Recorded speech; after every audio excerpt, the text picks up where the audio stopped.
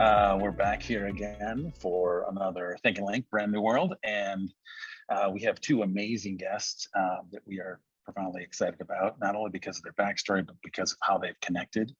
And Doug and Ann will give you their background once I get through this preamble and hand it back over to Kelly. This is an event we put on, Capsule puts on out of our office here in Minneapolis. We put this on because we're a curious crew. We like to learn new things. We like to learn from the people around us and connect on curious topics. And we've been putting this on in this format through the pandemic. It's been really amazing and fascinating. And we put these on twice a month. And so I recommend you go make sure you sign up, so you're on the email list to get it in the future and to be on future invites. And then Capsule as a firm, we are essentially a special projects firm. So we work on interesting special projects like launching new brands, helping people with mergers and acquisitions, helping people understand what's going on in the aisle as it relates to their products and services. And some of our clients in the past have actually been on the stage, like Patagonia as well. And we have one in the future coming up with Caribou. It's going to be on the stage, and Pacha Soap. So that's enough on Capsule, because that's nowhere near as interesting as our two guests and what we're going to be talking about here today. So I'm going to hand it back over to Kelly to fill in any gaps that I missed. Thank you, Aaron. And again, welcome, Ann and Doug. So excited to have you here with us today. I will mention to our attendees, please use the chat as we go through our discussion today to ask any questions that you have of our speakers. But without further ado, I'd love to hear from both of you a little background about yourselves and your journey to us here today. Ann, start with you, a little background, and then we'll jump over to Doug. Yes, thank you so much for having me, and I'm excited to chat with Doug today. So I've spent about 30 years in the workforce. I hail from the Midwest. I'm one of 4 girls. I always think that's good context. It'll tell you a lot about me and how I present myself. But I did the traditional route. I spent almost 20 years in large companies, BP, McDonald's, Mobil Oil, and did the classic moving up the corporate structure. I spent about the last 10 years in London with BP as an executive running global P&Ls and brands, and then kind of made a little bit of a crazy jump, and I'll be honest, extremely naive. I met a couple of venture capitalists and got flattered, and they said, "You can run a startup," and I'm like, "Me?" And so I moved to California, and I ran a startup in the Bay Area for about 5 years in the area of sustainability and clean tech. And now I'm a gaming company CEO in the startup world. So it clearly didn't scare me off completely, but I made a wild jump from energy to esports and gaming, which has been a bit of a ride, but I'm enjoying it. Great. Thank you, Ann. Fascinating. And can't wait to dig a little bit deeper into some of that background during our conversation. So thank you. Doug, a little background. Hi, thanks for having me as well. Very excited to share the panel with Ann today. Again, name is Doug. I'm the co-founder of Halo Top Ice Cream. My background, I'm one of 3 boys, so kind of the opposite in there from Ann. But yeah, I essentially went to law school, was a lawyer for all of 1 year before I quit that, and partnered with Justin Wolverton, who's the founder of Halo Top, and you know, the rest is history, I guess. I'm sure we'll get into the story of Halo Top and what's happened. Currently, I'm running Halo Top International. We were fortunate enough to be able to exit the US business in 2019. So we can also chat a bit about that. But also fascinated by Ann's story of, you know, working with BP as an executive and then transitioning into the startup world. So I'm sure there'll be a lot of great conversation there. Great. Thank you, Doug. And, you know, I would be remiss if I didn't at some point ask your favorite flavor, Halo Top, but we'll save that. We'll save that for the end, give you some time to think about it. I know what mine is. Thank you both. Why don't we go ahead and jump right in? I'm going to ask our first question here, because we've had a number of conversations. Certainly it's relevant when we think about the rebrand of Facebook, Meta, and then the larger metaverse. And Ann, start with you, but would love both of your perspectives. want to talk a little bit about how physical brands are live and interacting in the metaverse. And if we could start with a conversation around retail and then gaming. We know that retail in general has been lagging in creating new concepts that really unite the physical and digital space. And there's this inherent conflict between category merchandising and then curating a memorable experience for consumers. I'm curious, again, Anne, if you could start, please, Sure. what advice you'd provide other CEOs, other brand leaders with regard to adapting and changing their conventional practices? And how can physical brands lean into and engage in this metaverse? Yeah, I'm going to give you a quick few steps because I think in some ways to know how I've evolved, it almost like maybe other people can find where they are on this journey. I used to run about 25,000 retail sites around the world for BP. I was thinking a lot about physical presence, foot traffic, like for likes, right? That was my world. And I was also thinking about digital, right? I was thinking about 360. How do you have more stickiness when they're not in your physical venue? But it was still pretty limited. When I first made the jump to Super League, I was thinking about another trend, the fact that these days everybody's pretty much a gamer and they're not growing out of it. Even 68% of parents of Gen Z say they game with their kids as a way to spend time together, right? 3 billion gamers on the planet. And that mega trend that gaming is bigger than the box office, it's bigger than TV. It is the dominant form of entertainment. What I latched onto is, why do people want to be in this world? What is it about this world? And it's not just the narrow definition I had when I used to go to the arcade growing up. Your question, I think, is a new place we're in that is way more profound. And frankly, I didn't see it either when I joined Super League 6 years ago. As that old retail CMO in me, the person who ran all those brands for BP, when I now sit across from a CMO, I have a completely different conversation with them about their brand and how their brand lives in the metaverse. And it's not just about digitally doing, banner advertising. It's about the ways that you can integrate a physical brand into a digital world, and you can reach an audience that was never going to walk in your store. And guess what you can do? By converting them in the digital world, you turn them into physical users of your brand.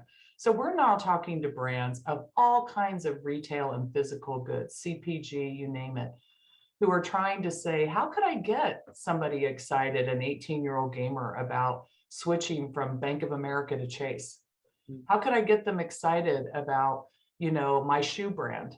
A classic one is you see brands like Gucci doing things in Fortnite. And you're like, well, why would I do that? Well, if you buy a cape for your avatar in Fortnite in your digital world, and you start to identify with the brand that you never would have thought aspirationally you would walk into a store and purchase something, your propensity now to be attached as the younger generation to this brand that was elusive, it's game changing. And so I had to walk through the evolution of digital isn't just an extension of a marketing strategy for retail. It actually is an entry point for the physical world where you can start to create brand affinity to a target audience you never imagined that you could reach. Wow. Yes, it is. It's a completely new conversation, something we wouldn't have even imagined a decade ago. Thank you, Anne. That's great perspective. Doug, anything to add there? Yeah, I think so for us, we're as an ice cream company, it's cost prohibitive to ship ice cream. So we've never had much of this direct to consumer business. So for us, we've always been doing digital online marketing for an offline sale, and there's white paper after white paper written on, best practices here, how to track that, how to do that. I think as you talk about, as Anne was the metaverse and where things seem to be heading in the next, 5-10 years and beyond, it's fascinating to me to think about, number one, you can start to have actual digital, you can actually have monetary transactions on that Gucci cape. Like Gucci probably is getting paid for that, not to mention then the awareness and everything else that can happen outside in the physical world.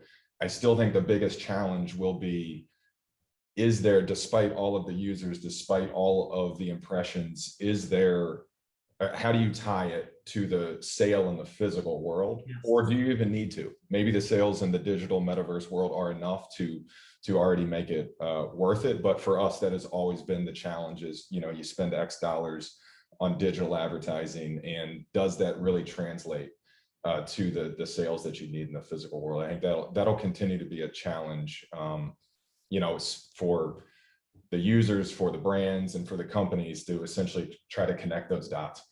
That's a great point, because what you find is a lot of agencies and brands will say, you know, in some ways the metaverse is like out of home advertising. It's like the billboard on Sunset Boulevard. You can't click on it. Yeah.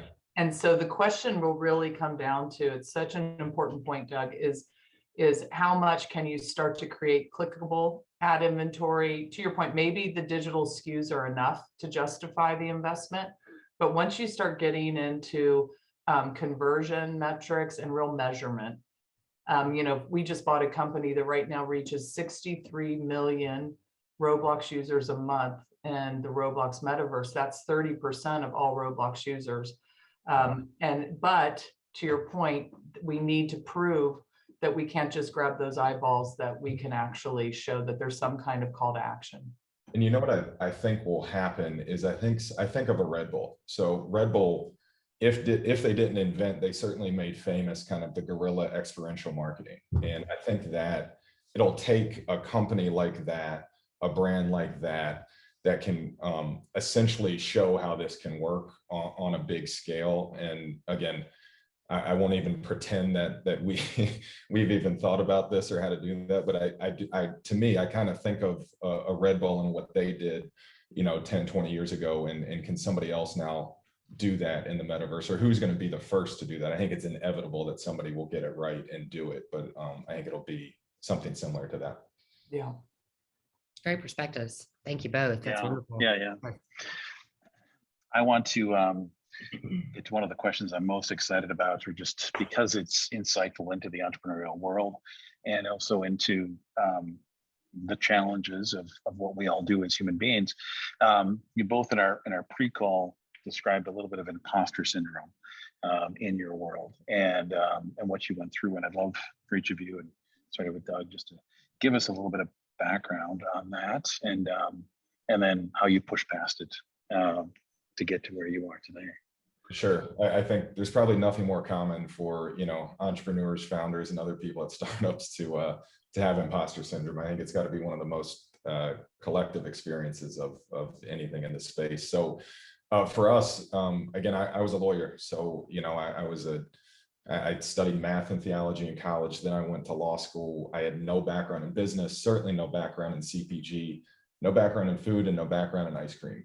So I know I've told you guys this and I've said this many times, but when we started out, we literally had to Google how to make ice cream. We had to Google ice cream manufacturer Los Angeles. Like we were inventing the wheel, which again, there's pros and cons of that. Number one, we were naive enough to take these unbelievable financial risks and personal risks ourselves because we, on some level, thought it would be easy. It was not. On the other hand, you inevitably start to second guess yourself if stuff starts to go wrong, if it doesn't take off as quickly as you thought it would, if you lose as many consumers as you gain, if you get discontinued at stores. And that is one of the most challenging things mentally to push through and to say, man, am I a fraud? Am I an imposter? Did I have this all wrong? Should I just go back to being a lawyer like I started? And I don't think there's any one way to deal with that. And again, would love Anne's perspective, because I'm sure she has one as well. But for me, I think there was, you know, it started with kind of confidence in myself. I had unbelievable support from my parents, which was huge. And I know a lot of people may not have that. And that was critical for me to be able to fall back and know that they trusted me and supported me and what on paper was a very stupid financial decision. So that really helped. And then, you know, kind of having so much confidence in the concept of what we were doing with Halo Top specifically, saying, you know, looking at what Greek yogurt had done to yogurt and saying, there's a real market for this in ice cream. We just have to get it right. We have to keep trying and it will work. Yeah, I think that helped me get through it. That's great. Yeah, I mean, it's funny. I feel like the first place the imposter syndrome conversation would spark up the most in my lifetime was uh, a glass of wine out at night with a girlfriend. And, I'd have friends who were like moving up the ladder in CPG as I'm moving up the ladder. And some of it was just our youth, we're just like, gosh, am I a VP? And some of it is when we looked around the room, sometimes we saw a lot of images of leadership that were different than ours. And that made us question ourselves, what I just am so impressed by. And I know it's why even in the prep conversation we had prior to this call, I felt like I latched on to Doug almost to the point that I thought he's probably glad he lives in a different city because I would like be showing up at his doorstep. But Never. I'm fascinated when I meet people younger than me who are really high up the self-awareness curve. Because if you haven't had imposter syndrome now, the 50-year-old person in me says, then you haven't held up the mirror. When I then jumped to Sand Hill Road, and all these big VCs and big names are saying runway, runway, I'm thinking Project Runway, the TV show. I didn't know that meant when you ran out of cash. I mean, I was such a big company girl. I was like, run out of cash. It didn't even occur to me that we wouldn't be able to make payroll. I never worried about people getting paid. And I'll tell you, when I jumped to gaming, I mean, I went through a massive, in fact, I was almost disappointed with myself. I let it linger too long. And then these guys know, because I joked about it when we first met. I talked to a good friend of mine who had been the head of my global brands at Ogilvy, our ad agency. And he goes, why are you doing this? Why do you keep apologizing for being in gaming? It's a hot space. And he said, why don't you just start seeing yourself as versatile? And using that word I never thought about why would one word mean so much, but that word changed me because I dropped the baggage and I just started to celebrate that I'm different and that that's okay. And that it makes me flexible and powerful. But I'll also be kidding myself if I don't think that I'm going to continue to go through waves of questioning, am I the right person for this, or do I have what it takes? And I think you're talking to, and I think there's all that outside noise. I think I rarely feel like an imposter among other people who are doing something similar or in the same space. It's that external pressure and noise that, again, as much as you try to block it out, it's hard. I remember when I started dating my now wife, her family legitimately thought I was pushing around an ice cream cart selling popcorn. And it was like, that's not at all what I'm doing. Like, this is a serious endeavor. Like, I'm trying to run a business, but just unless you're kind of dealing with people who are there with you doing it, it's just really hard, I think, for somebody from outside looking in to understand. And then that lack of understanding kind of can lead to these types of feelings. That's great. Father of the Bride reference, when remember that movie, Father of the Bride, and Steve Martin, he goes, yeah, he's an independent consultant. Right? That code for unemployed. Right? And totally, I can see parents like, what are you doing? Pushing ice cream around? God, that's funny. Yeah. I'm sure they respect it now. I was going to say, it's probably a different conversation. They remember while they're having some Halo time, right? That's great. Yeah, thank you both. I'm going to take a shift really quickly and would love your thoughts, not only in your current roles, current organizations, but even historically, when we talk about culture. So, culture is defined and cultivated differently within organizations, large and small, but I think we can all say it's a defining component of building authenticity within an organization and building those authentic teams. I would love for you both to share how you would describe the current culture within your organizations and how you're maintaining that with your team members, both inside and outside of a physical office environment, and then perhaps some just historical, cultural aspects of organizations you've worked with prior to now. And could we start with you, and then Doug, would love your thoughts. Yeah, this is another place where I've gone through a journey. I had a reputation in BP. I'd say if people said, what are you going to get with Ann? I mean, top 3 things was always going to be that I created great cultures. And I And there were plenty of things you weren't going to get with me. You'd never want 6 Anns on your leadership team, trust me. But but that was important to me. And I think it's because at the time our CEO really understood that brand was the root of strategy and culture. And even with the rebranding of BP, which I was able to be there and participate in, it was inspiring. It was really more about inclusion and unifying all these brands he had acquired under one badge. And so it started to really become a natural part of who I am. My first startup, I felt like I found that culture really fast. And it was a vibe you could feel. And it was the same expression of what we promised customers externally. It took me longer with Super League. And it's interesting that, again, with that hesitancy I had to even justify my own reason for why I was the right person for the job to run the company, the culture naturally lagged as well, because I didn't have my conviction. And frankly, too, you know, there still is that old adage, one bad apple. It really is all it takes. It doesn't matter how big your company is.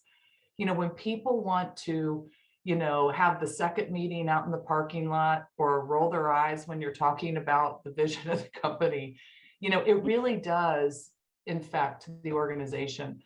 I just recently, and it's strange really that I feel like it started to really take off in the pandemic. As soon as we went remote only, we just did a final reset of the org. Maybe a crisis forced us to say, who's on the bus and who isn't?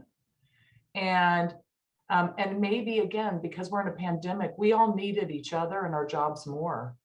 But something magical started to happen. I mean, if you think about it now, 75% of my org I've never met in person, because we've bought other companies and, you know, and we haven't been using an office. And so, but yet I feel connected to them. I see them at home. I know their dogs. I still feel a relationship with them. But we just kind of, for the first time, and we've been around 6 years, but for the first time, we were able to see that a pattern was emerging where the things we stood for internally were the same things that our brand stood for. And I think that's the secret. That's like the silver bullet. And so for us, it's like we say, look, we're about empowering everyday creators so that they can, you know, entertain their audiences, the people who watch their game viewing and streaming, and energize the player base. And so that notion of empower and energize and entertain is like 3 things that I ask myself, do you feel that way when you work here? Because if you can say you feel those words, or even 2 of the 3, we're on the right track. Those are pretty special words to say. And the other thing that I've started to introduce a bit is, you know, it's really time to start being exceptional. We're a public company on NASDAQ, and we're early in our revenue story, and we don't have time to mess around. So if you're in for being exceptional, even if your bar is, you know, you're young and you're just learning what that means, but start defining it and give a darn, frankly, about that word. And if we can do that, I think that we might have finally found a fit between brand and culture that was eluding us for some time, because gaming industry in general likes to be edgy and a little irreverent. And yet we were building a brand that wasn't based on those tenets. And I just think we chose to be different. And I think we finally found our way. Oh, that's a great story. And it sounds like you're very intentional in the way that you're connecting now. I think you mentioned just the way that you've connected during this pandemic, and it sort of forced you to organic relationships develop. So that's great. Thank you, Ann, for sharing. Doug. Yeah, let me just start actually with just following on to what Ann was saying there. I think Ann said a couple of really important things. I fundamentally believe the culture has to be buy-in from the bottoms up. It can't, it's a reflection of, you know, you at the top, sure, but it has to be bought in and really integrated from the bottoms up. And at the end of the day, where Ann and I and anybody else kind of in those executive roles sits in the company, the buck stops with us. You know, heavy is the head that wears the crown. And there's a lot of hard decisions that might need to be made. It's never easy to let somebody go, even if, you know, they really deserve to be let go. Those are really hard conversations. But I think if you're not willing to step up and have them quickly, and I've learned this the hard way by not doing it quickly enough from time to time. Those bad apples can really really start to spread and really impact, what otherwise was a great culture. And the president at our company now, he always says, this is where we work for you, meaning the other employees at the company. It is completely our responsibility to protect and maintain the culture that hopefully everybody loves. And the moment that starts to kind of wane, that really, I think, is the fault of the top, and the top has to have those hard decisions and have those hard conversations. Because to me, in my story, is really just two companies. It was what I kind of call legacy Halo Top now before the sale, and then Halo Top International after the sale. And at legacy Halo Top, we were so adamantly anti-corporate, is what we would call it. Like, we hated corporate formalities, we hated corporate speak, and we hated busy work and, meetings to have meetings. And we went so far on that end of the spectrum that we never really laid a foundation for culture. And without a foundation, it's kind of a house of cards. And so as we experienced rapid growth, and we went from just 2 of us to 10 of us to 50 of us to about 150 us by the time we exited, not only did I not know a lot of these people personally, but we hadn't even put into place a corporate culture, a mission. None of those documents were memorialized anywhere. And I largely relied on the personal relationship. But once you get that big, you don't know everybody personally, and they don't know you personally. And if you don't have, some of these documents and things in place, it can really get away from you. So the first thing that we did at Halo Top International, when we spun out that company, and there's only 20 of us there now, which is just such a more manageable size to begin with. But we said, we're going to reset this culture. It might be the same brand, it might be a lot of the same people, but we are going to start from the ground, and we are going to reset the culture. We're going to set a company mission. We're going to set pillars of our culture. We're going to talk about it. We're going to review it and reflect on it on a regular basis. We're going to update it. It's dynamic, obviously. And it was the best thing that we did. And the lens through which I view all of this is usually team sports now. I think that team competitive sport, if you can get everybody into that mindset of we are all one team, there's absolutely no ego here. For all of us, top to bottom, bottom to top. I think that to me, everything that comes out of that, I think there can be so many lessons learned, and it can really build a productive culture for a company. I kind of got chills for a second there, because you just nailed that conundrum I was sitting in and I couldn't identify for a couple of years. And it was that I was perceived as the corporate gal, and all these gamers. Yep. And by me not resisting tapping into that toolkit to put things in place, what I left was a vacuum, which is even more destructive. Yeah. And so and that's why I couldn't get a hold of it. I kept kind of spiraling away from me, and the more it did, the more distance, the more then I would question. Yeah, that was the exact same experience that again I had and learned the hard way. It was that vacuum of like, and it was almost too late for us at that point. It's like, man, I don't know how to get a hold of this thing anymore. But certainly when I kind of got it, if you get a second chance, if you could do it all over again, knowing what you know now, that kind of, as I jumped at that opportunity to say, this first thing I'm going to do is we've got to set and talk about a culture and put it in place. Wow. Oh, those are great perspectives. Yeah, thank you for sharing. Yeah. Wow. Yeah, I got chills too a little bit. I did. I know. That was cool. Thank you. Right. So we had another pre-conversation, and we talked about raising money and funding ventures, and how challenging that can be, and how to keep your head up during that time period. And I'd love each of your perspectives on that. If you want to start with that one, Ann. Because you had a really good view on that. Yeah, I have had some nice contrast now, 10, 12 years into being in the startup world. So first I was like, how do I raise money? Well, the good news is this: if you raise money in big companies, it's kind of the same raising money on Silicon, in Silicon Valley, because just like in big companies, there's a certain fixed pot of funds per year. And you're doing your best to prove that your case is better than the next pitch that's coming in the door. So a lot of those things that you learn inside big companies about how to fight for capital are very similar. But then it's like the lingo is different and all of that. The other thing that just stinks when you're going up and down Sand Hill Road is, you're on your second raise and you walk into the room and they're holding the deck that you showed them a year and a half before, where all your projections, like you didn't hit any of them. The worst. No. And the problem with that is that, and this is the public-private, dilemma, is you know that everyone else is doing the same thing. It's like the Theranos story. Everybody's got these wild projections, and that the VC's smart analysts are going to cut them all in half anyway. So if I cut them in half before that, they're going to cut them in half again. And so it's a dance. And there's something about the dance that feels a little disingenuous. So that Midwesterner me really struggled. I'm too much of a straight shooter. And again, like big companies, it's like under promise, over deliver. So now you're in this weird world where it's all about, oh, we're going to be worth 5 billion and we're going to be worth, and it's like, no, we're not.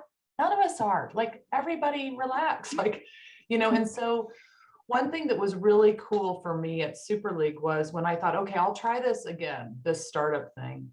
But I want to get the timing right. I want to pick a hot space that doesn't have market forces against it. And certainly gaming, it's like, lighter fluid on a fire. And then the investor said, we're not going to raise money the traditional Silicon Valley way. We're going to just raise common stock rounds and we're going to take the company public young. And I'm like, really? You can do that when we don't? Like, I really didn't understand. Again, to me, public companies are massive. And I don't think about this micro cap world. But I went out, I raised money while we were private. It was a different type of investor who was willing. So it was a lot of like high net worth and family offices, which was fine. Very valuable Rolodexes. And then when we took the company public, it was a big eye opener for me. I did not know about this whole universe. Well, first of all, just how much public capital is available, how much appetite they have to get into young spaces before it becomes a unicorn, before all the money's taken off the table. And I really feel at my age, I'm learning about a whole aspect of capital raising that's totally different. And I would say that for me, on just a personal level, based on the way like I'm wired, maybe my value set, I would rather be public and small again, because I love the transparency. It's empowering. I don't give wild projections. And then later I have to look that same investor in the eye and say, sorry. I like the fact that I speak exactly what is real and true. And it was a bit of like a reset button for the company, because going public allowed us to just put whatever happened prior in a box. It happened. We made mistakes. We had some wins, but we had a lot of losses. But today's a new day. And I think that allowed us to get our head in the game and get excited about our future. Wow. Okay. So public markets are more honest than private markets. Well, certainly, there's more transparent. Obviously, you have to be. Yeah. Really fascinating. Well, they just have to be inevitably, right? Right. It's regulated, so it's natural. Yeah, I can't say I have to ensure that all my public investors have the same information. So if I tell you on the side as a public investor that I'm about to sign a giant multi-million-dollar deal, and I haven't disclosed that publicly, I've just made an unfair balance. So you can't sell or say I'm in 10 BD chats and they're all going to be worth $50 million in 3 months. If you haven't shared that publicly with everyone, and frankly, then you're getting into giving forecasts and guidance, which you don't want to do, because you won't hit those numbers, because those are all irons in the fire. You don't win every one of those. So it forces you to just be thoughtful about sharing what is real and is highly probable, and sharing it in a way that all investors have access to that info.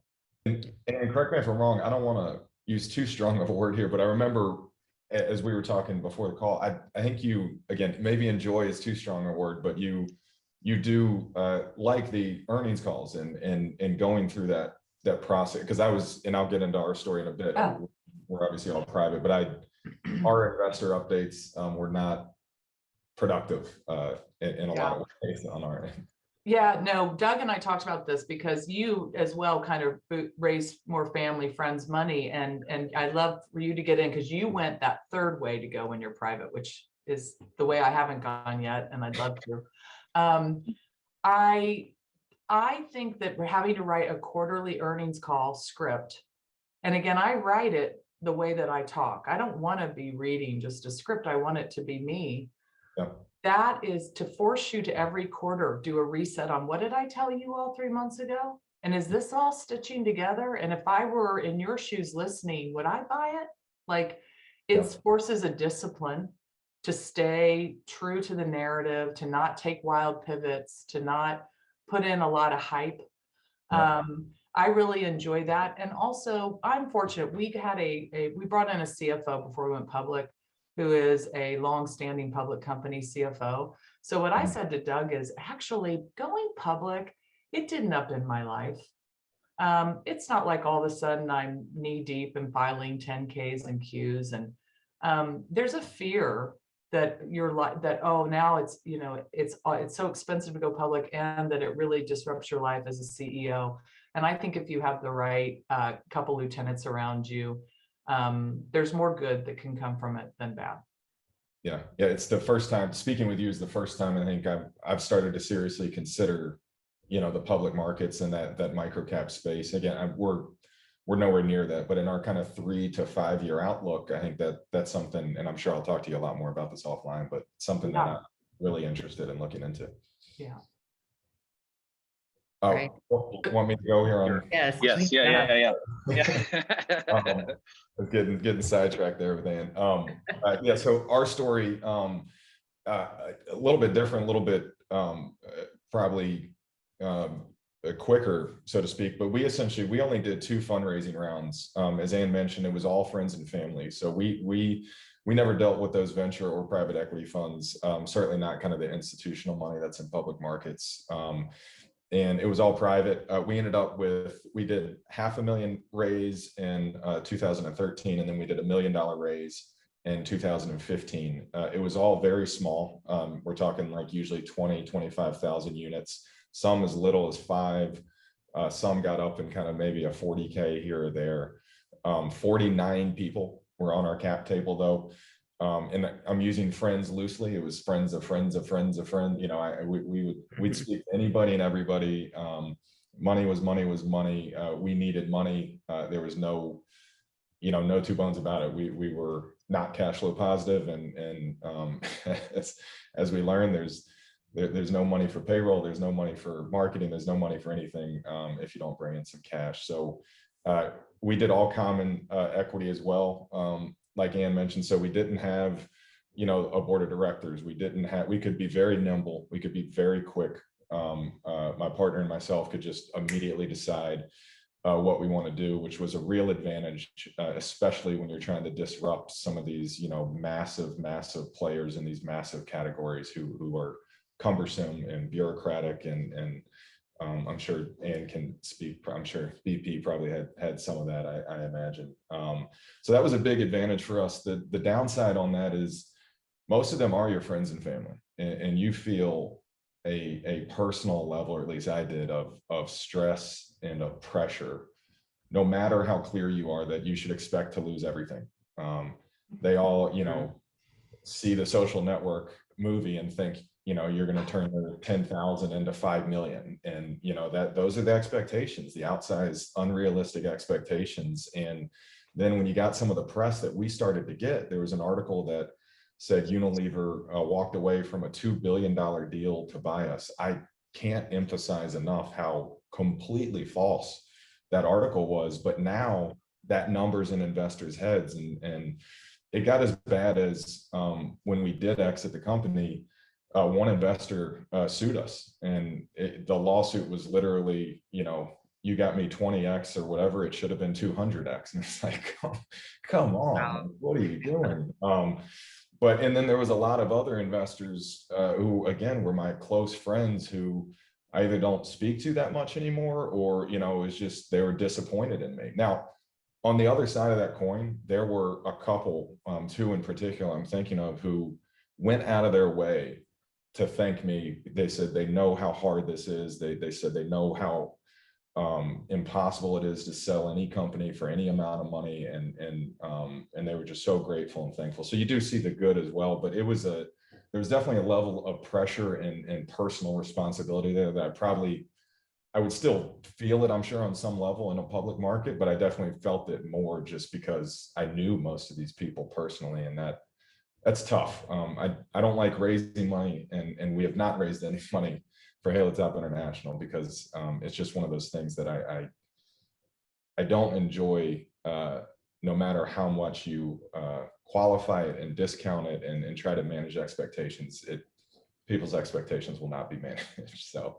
Right. I do, though, want to commend Doug, because when I talked earlier about the reset button for Super League and having to let go of some monies that came in that maybe went towards things that didn't materialize, certain code that got thrown away, and to bootstrap something and to have an exit with that minimal of funds raised is an exceptional story that rarely happens.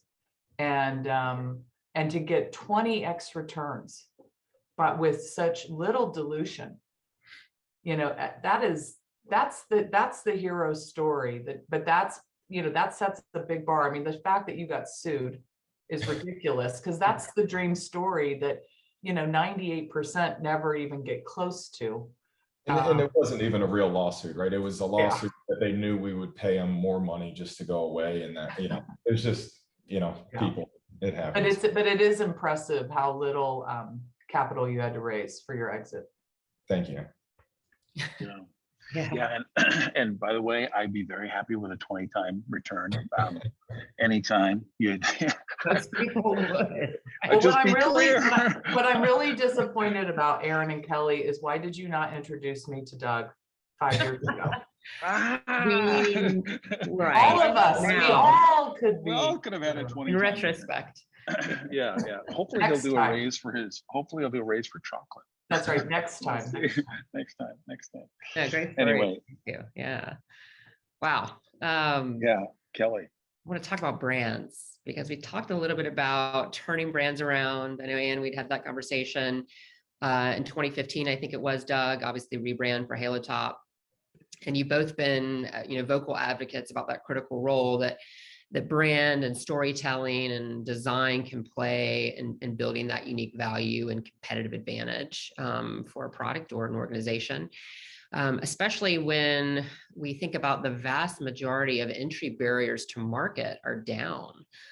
So I'm curious, one, would love to hear both of your stories around this, the turning brands around, and the power of a rebrand and authentically telling a story. But do you think that in light of the pandemic that barriers to entry in the marketplace are still down? Has that changed? And what impact, if so, does that have on marketers and innovators in driving success within their organizations? Anne, you want to start with that one? Yeah, sure. So again, like as we go through our journey of seeing the pattern recognition, I have a real specific pattern that, again, I thank friends of mine, like that guy from Ogilvy, who've helped me identify the pattern. At the highest level, I have a thing about underdogs. If you look at like my earliest days of running gas stations or working with McDonald's franchisee owners, through to being a dirty oil company who's trying to move into renewables and clean tech, and or if you're just an everyday gamer that everyone treats like an introvert who's throwing their life away in their basement. I have this thing about trying to debunk myths and whether it's a turnaround or a new brand, reposition and kind of show people like you've got it wrong, actually. And I think some themes are that I like to make things more accessible and warm. I like to believe that like you can still have style, and that's not like something that has to be sacrificed to be an inclusive brand. And I want it to be meaningful too. I don't need to tell you I'm going to change the world. But, even if you look at my previous startup, it was addressing the proliferation of portables on elementary school campuses across California, and the fact that kids deserve better spaces to learn and achieve than the back of a semi truck, basically.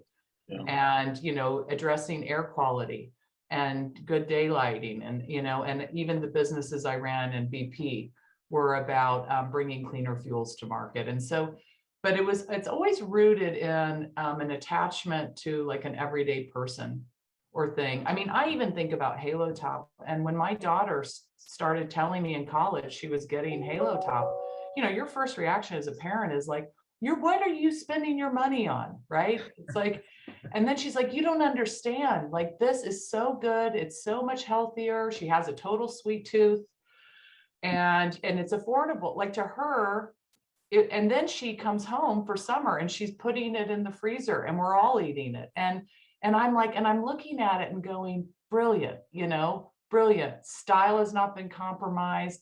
Again, it's accessible. It's still warm. It's not like the elusive Gucci store you're afraid to go into, right? So there are patterns with what I even do with my brands, from gas stations to gamers, where I have those themes. And I do love brands that turn around. I can't help it. I was the person who said, where did J. Crew go 20 years ago? And they came back. And now they need to come back again. That's a different story. But I love watching brands get resurrected and change people's minds in little ways. Again, you don't have to save the planet, but little acts of goodness are the brands that I like. Love that. That's great. Yeah, I know. Changing the perspective. That's cool.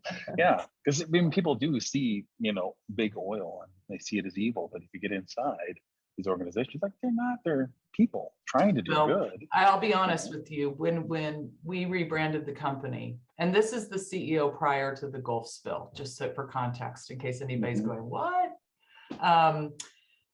We stood for bold, green, and real. And we thought about, what does that mean? And we were pouring big money into wind and solar, and getting cleaner fuels into, women who were chopping wood and using coal inside their homes, and remote parts of Africa and India.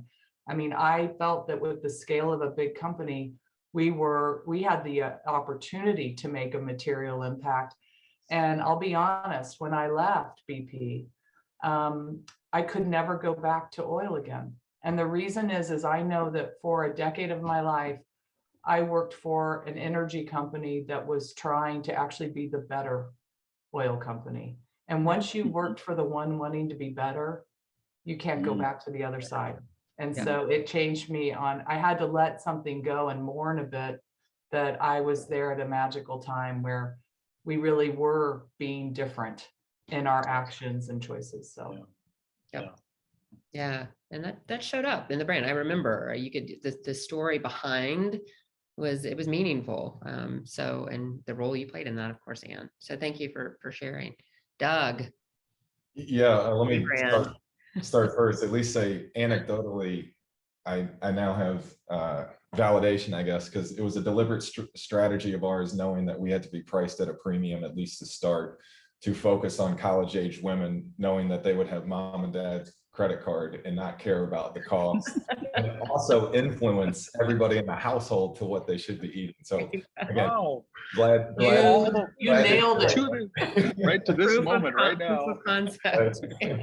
Glad to hear that was working, because that was a very deliberate strategy of ours. I'll say in food and beverage might be a little bit different here, but I am a fundamental believer, and I tell every other kind of entrepreneur I speak to in the space that product matters most when it comes to, this is probably true across most industries, but particularly in food and beverage. I think you can use brand at the start to draw somebody in, and then at the end, if you're big enough, you can obviously use it as a platform to do a lot more stuff. But in between that, those bookends, I think it's about the product. The product is what people will come back for, what will retain consumers, and hopefully kind of get you on the trajectory you should be. So I think for us, the thing that hopefully will be consistent across every brand that we create or represent is that the product is exceptionally good. It's not us selling sand on a beach. It's something that we're proud of, that we think the value we're delivering is far greater than the value that we charge, the under promise, over deliver. I think that's incredibly important.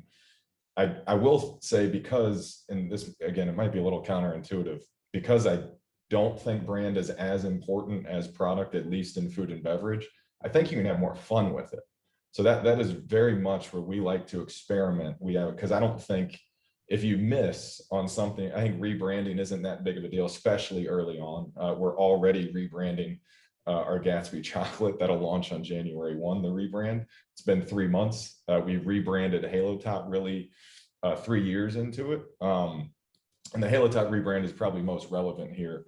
Our old brand, I should have brought some photos to share here, but it very much, conveyed like artisanal, craft, made at grandma's picnic, homemade ice cream. It did not convey healthy ice cream, which obviously is what the product was. So when we rebranded, we looked at Apple and we said, what they do with minimalism and their aesthetic is gorgeous. Instagram, again, had kind of just sold to Facebook, I think, at the end of 2012, beginning of 2013, if you can go back in time 8 years. So we wanted a brand that was Instagrammable before that was kind of a thing. And that was a very deliberate kind of choice by us. So we were trying to make something that would be appealing and eye-catching off the shelf. It is your billboard in the store. It has to draw attention to it in 2 seconds.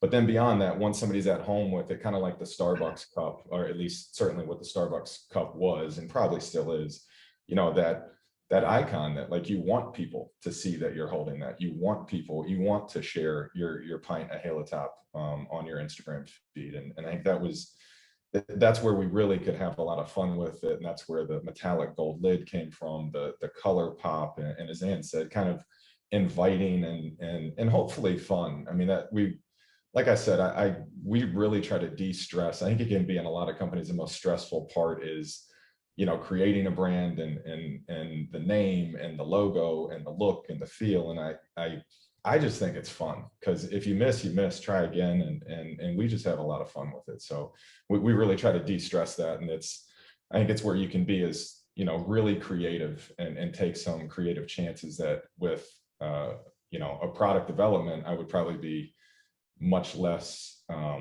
not less creative, but certainly much more risk averse in terms of trying something new. Sure. Yeah, I love those brand charts where they like show, here's our target, in your case, that college student. Yep. And she eats Halo Top, but then she carries an iPhone. This is her favorite, she shops these 3 I love it when they show the brand charts that give you the full life story. Like, if you opened her fridge, this is what you'd see. This is the last 5 things she watched on Netflix. Yep. I just love that stuff, like really getting that persona. Yeah. Yeah. Exactly. Yeah. And Doug, we know a company that can help you with your rebrand should you need some assistance. Yeah, just kidding. I did have one follow-up, Doug, question about that rebrand in 2015, because ice cream, crowded market. So when we talk about barriers for now and emerging brands, what role did branding, and from your perspective, play in cutting through the noise? Because that's a crowded space, right? I'm curious. Very much. Yeah. Yep. And that's anywhere in the grocery store. Every category is going to be just as crowded. But for us, it was, again, I just call it the 2-second rule. And no consumer is going to spend more than, it's a 2-second glance. And there's 100 pints of ice cream on the shelf. Are they drawn to yours in 2 seconds? And that's where we had that metallic lid. It was that wasn't in the ice cream aisle at the time. I think there's a lot more brands that are experimenting with kind of that metallic foil because it shines and it's eye-catching. But at the time, that wasn't in the aisle. And I think that was the most important thing to draw them in. And then when they got up close, they were like, why is there this big number front and center? And they'd be like, oh my God, it's 300 calories for the whole thing. So I think it was kind of that 1-2 punch that helped. To your original question, though, I think the barrier to entries are higher now. In at least in food and beverage, in terms of, I think the costs are becoming more and more exorbitant on digital marketing, on D2C, and it hasn't changed in grocery where there's going to be 2 or 3 big players that control all of the shelf space, and they don't play fair, and they will box you out and pay to not let you in. So I think it's even harder right now. And supply chain. How did you come up with the name Halo Top? There should be a better story here. I wish it was like, oh, we went to, Burning Man and had this experience. No, it is, it's much more practical. We actually got a cease and desist on our old brand and our old logo, and we knew it was called Eden Creamery, EDEN, and we knew that Eden Foods was very litigious. So we said, hey, this brand doesn't work anyways. Let's just create a new one. And as we were going through new names, we wanted something that was 4 letters. So Halo Creamery it was, but we were like, that doesn't really sound great, especially with the game Halo out there. We didn't want to be confused. So we did Halo Top, and we had the gold lid, which could kind of act as the halo. We could talk about a health halo around the product. And most importantly, and 855 Halo Top was available as a corporate number. So, well, guess what I thought it was? I thought the gold lid came after, which was brilliant for the Halo. And I thought it was a cheeky way of addressing your muffin top, which is your beer belly as a woman. We got that from a lot of people. That was not deliberate at all. But there's definitely a lot of consumers who they would say, hey, is this what this means? And we're like, no, it's for the lid. But I don't know if you want to, as a brand, you probably don't want to reference a muffin top. No, but I love the idea that I'm eating it and all of a sudden it's a halo around my belly. That is a wonderful feeling. I think it translates into an emotion as I eat guys. I like that. Interesting. That's great. That's great. It's an even better story. So our audience tells us many times, we love to hear the world, through your lens as we go through this period in time, but also just, as entrepreneurs, what gets you excited about the future? What are you looking at down the road that you can share that, this is what excites me about the future, where things are going in general. And you have a perspective on that? Well, maybe related to the metaverse, perhaps? Yeah. I mean, I think it goes back to when I opened up and gave that first answer on the metaverse, because it's my own personal journey. If you had told the old CMO self in me 10 years ago, it's not just about having, digital isn't just part of a 360 marketing campaign for your physical retail venues. It's actually a fundamental way to create more brand preference and to introduce new audiences to your brand, to drive your physical, it doesn't cannibalize it. It opens it up. And I just thought it was a piece of a marketing campaign and not a persistent, completely different way to draw in new audiences to drive those important physical metrics that I had to care so much about, like for likes and foot traffic. So it's interesting. I've had Cinemark Theaters is one of our investors. I've had countless conversations with people who I've stood in their shoes across the table. And in the early days, I was saying things like, you need more gamers to come to your venues. We do a lot with Topgolf, a brand I love. And we help them bring gamers in to do gaming events. And then maybe they go hit a few golf balls while they're there. And so we think a lot about gaming being a piece of someone's lifestyle, but this greater role about, I just am really loving right now, talking to very important CMOs and saying, if I were in your shoes, I would right now be thinking about a persistent metaverse play. And it should become a living, dynamic, but fixed piece of your marketing campaign. It should be the place where every individual campaign lives and grows as a complement to all of your other physical marketing activities. So that's something that if somebody had said that to me 10 years ago, I'd be like, what are you talking about? I don't even understand your speak. And so I just think that's the exciting place. It's not about just getting gamers for a campaign. It's about using gaming as a way to introduce completely new audiences to your brand. Yes. Yeah. And Doug, how about Dojo Brands? What's coming out next after chocolate? Or what excites you about the future?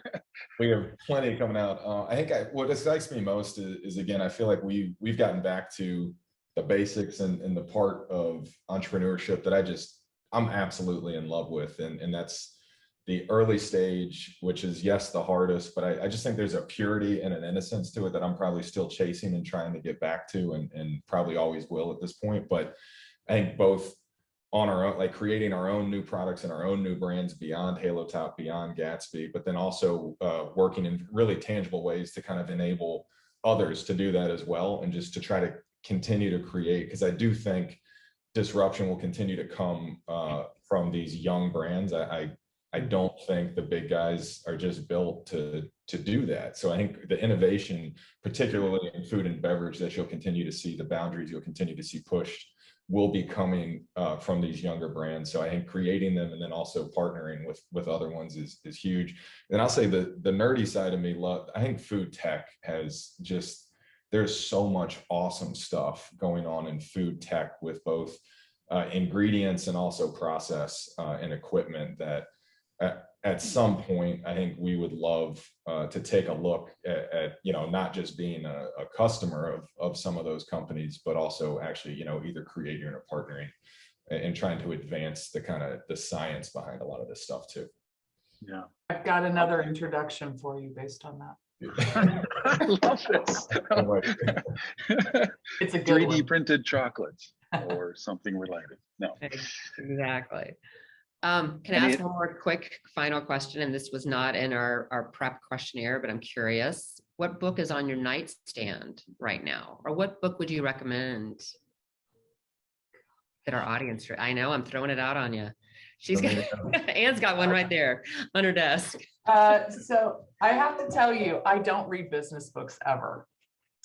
But we've acquired a few companies this year. And again, I'm tapping into the old BP Ann. Like, I feel like she's coming back and I'm picking the right pieces of her. They're right. Important. But, Doug talked about like making people decisions fast and swift. And those are always the hardest for me. I'm a very like heavy EQ type of boss, and I solve problems through conversation. And so when we were merging with this other company and I had to make some hard org decision calls and think about power and, people's egos, and I wanted everyone's egos to be fed. So I was getting in my head too much. And so a guy who's a big VC guy that I really like a lot is like, you just need to read this book, The Hard Thing About Hard Things. And it's a pretty classic book, but there's a chapter on reorg. Yeah. And the silly part about it is all it did was tell me what I already knew, which is this answer is not going to just come easy. Yeah. You're going to have to do the work and sit and map out all the capabilities in the org, all your senior and mid-tier leadership. And through the work, the detailed work, an answer will emerge that you can have conviction behind, even if everybody doesn't get exactly what they want. And by having that rational process, it helped me do what's my blessing and curse of my leadership style, which is take some of the emotional and irrational out. So sadly, I'm reading a 15-year-old business book. Still relevant though. Hey. Wisdom doesn't age. Right. That's right. I will pick that one up, Anne, because I have not read that one, but I like you haven't read many, but I actually just bought another kind of business book that, it'll probably be confirmation bias on a lot of it, but it'll help to kind of have somebody else tell me what, I probably already know in my gut. That's right. The book I'll go with, everyone's probably heard of it or read it, but Shoe Dog by Phil Knight, where it just tells the founding story of Nike. And I think it's it's so conversational the way it's written. You can read, it's such a quick read, but for me, again, that love story towards entrepreneurship, I think a brand as big and iconic as Nike, understanding the early days, just how precarious it was, just how many times it almost failed, how many lucky breaks they got. And I think it's the best story of entrepreneurship I've ever read, just because, again, it kind of demystifies a lot of the stuff from a brand that now is one of the biggest brands in the world. That's great. Thank you both. Yeah, that's a story. Yep, indeed. Well, this has been wonderful. Thank you both for joining us today. What a great conversation. Thanks for having me. Yeah. Thank you. And thank you for introducing me to Doug. I love when this comes together in such a lovely way. Yes, and for the audience, we will see you in 2 weeks. We've got some amazing guests coming up. So thank you, everyone. Have a good rest of your Thanks, Doug and day. Ann. All right, Thanks, take care. buddy. And, See ya. Bye. Bye.